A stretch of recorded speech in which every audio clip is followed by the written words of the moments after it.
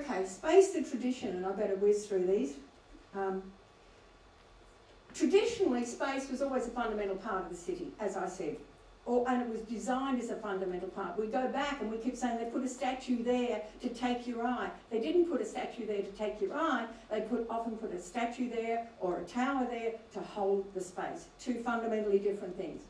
Tradition, range of scales, regional design, city design, precinct, block, all the way down to house. So scale is incredibly important. And the first one I just want to give you an example of is Emscher Landscape Park in Germany. Now this is quite mind-boggling to our thinking probably about cities.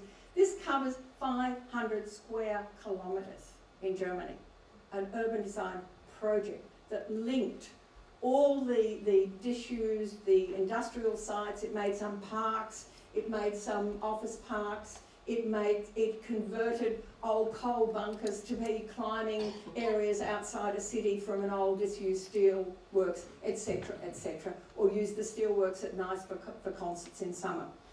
But what is important is that they really are starting to understand the city at that really, really big scale. We don't do that. We're lucky if we can get the building next door to the building, if we're talking about context. So that's the first thing. The second thing is the city design. Now, poor old Serda did this in 1859, brilliant, brilliant plan. And the designers now, this is the old city of Barcelona, this is his plan here. Now, it was about urbanist, it was about height of buildings, it was about depth of buildings and size of blocks, all those things. And they're hard things for us. We're not really talking about that today, but they are the things that, in changing from one kind of city, i.e. a suburban city, to an urban city, it's very, very, very, very different than going straight into an urban city. So, but again, you have to change the spatial pattern when you do that.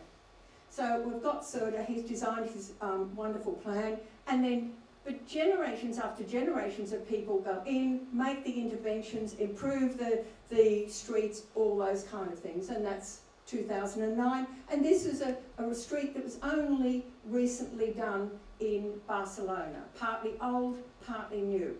But I ask you to compare that with the street near Food Town, down on the waterfront. Here, on this beautiful waterfront, we should be looking at streets like this in the city. No, I don't mean identical. I don't mean go out and take a photo and say, oh God, I need those trees and I want that paving. I don't mean that. I mean understanding that that is clear. That is about relating to human beings. So next, but poor old Serda, he died a ruined man, which is a bit tragic when you're really in love with cities, but happened to a lot of city designers. But obviously, the city lives on. So you do need to understand Auckland at that big picture level, not just let's have another building on a corner or whatever. We really need to think about the whole city and then the individual parts of the city. Next thing, precinct design in Berlin. Now I put this in for two reasons. This was a winner of a competition, 350 entries, very, very good brief, etc., etc., very good judging panel. So 350 entries, and they produce a book of the 50 entries. The 50 include the best 50, including the winner. Now, the reason I put this in, it shows you, it illustrates that for this precinct in Berlin, there were 350 different ways that the space could be organised, related to the existing space. 350 different ways. For whatever reason, this is considered to be the best one. Under our planning system, because we neglect space, and it isn't funded, because we set our controls as a planning system and not as a result of an outcome, we only ensure that there is one resolution of space. And yet the magic of the city is in the spatial system. So that's why we really need to think differently about it. The other point I'd make is on the drawing. That is a continuum of space. It is space inside, courtyards, private, public. We walk into this space. Okay, some of the spaces have roofs on them, some of them don't. But unless we understand the city like that, we're not going to get good cities. So, and the importance of having really good drawings. Now, Regent Street, near and dear to my heart, because I lived in London for 10 years. What is so important about this is the scale, the journey all the way up to Regent's Park. It was put there so George the whatever could go hunting in Regent's Park and then easily get back down to Buckingham Palace. Unlike the French, the English never went in with the bulldozers, and they had a big fight with the merchants. So we do know where we get our history from in terms of cities. The French still never fight. They just go in and with the bulldozers. Although somebody recently said to me, which I thought was quite amusing, they asked them how come the French were able to get the alignment for the very fast train so quickly and to get it built, etc. And the Frenchman said, when you're going to drain the pond, you don't ask the frogs. So, coming from a Frenchman, I thought that was quite amusing. But here we have this incredible journey, and it is picked out from existing fabric in the city, and this is as it bends round here, so that it respected property ownership, etc. But the bend is about the topography and understanding the street. This part of Regent Street is very formal. It used to have, verandas out there. It doesn't have those anymore.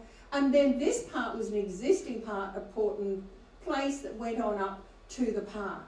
But the round at the end of it, Nash's terraces at the end, are about holding the space. They are not about pattern making. All this space comes whizzing down from Regent's Park there. The land slopes down, and you as a nation of rugby players must understand that if you catch a rugby ball straight, you won't catch it as effectively as you go like that. And it's exactly the same with understanding space, where and when you might use curves, because this is quite different to the new urbanist, let's put a curve in here. Okay, what happened in the 20th century? Okay, Charter of Athens came along 1932, individual land, buildings in the landscape. And it negated the value of space, raised the city to its smallest quantifiable unit, the individual building. This is how I was trained as an architect, that was so important. And then it raised every building to a work of art. So you've got architects coming in, doing a 3-story walk up in the suburbs of Sydney saying, don't thwart my creativity. So this was the first time in history that built form was separated from the spatial system and topography. Up until 1930s, they were totally integrated. Then of course you got the car and you got a whole range of other things. But this is Corbusier's plan for Paris, where he's going to knock it down, and you can see the intricacies of space in here, in this plan. All the space of the streets, the main drag, if you landed from Mars, you'd know where the main drag was, Arc de Triomphe up here on the top of the hill. Suddenly, space is nothing other than what is left over from buildings. And pretty much, that's where we're still sitting. Okay, what happened in the 20th? Oh, this is a wonderful quote from Bernard Hewitt. If you haven't read him, you can read some of his articles. First of all, space is reduced to pure abstraction, reduced to its 3 dimensions, homogeneous, azeotropic and fragmentary, devoid of orientation, possessing no cultural, symbolic or historical value. It is only about leftover. So, and a basis for the deployment of regular buildings by the, as he said, laid out by zoning technique. Where are we with our planning? We are still doing it. Okay, so this is what happened. You had 20th century, the traditional city was all about space. Modern city was all about space being left over. I mean, it was a whole range of things, and every city did it after the Second World War, and you go to the outskirts of Paris or Barcelona and they're pretty awful. Having said that, they are trying to redo them.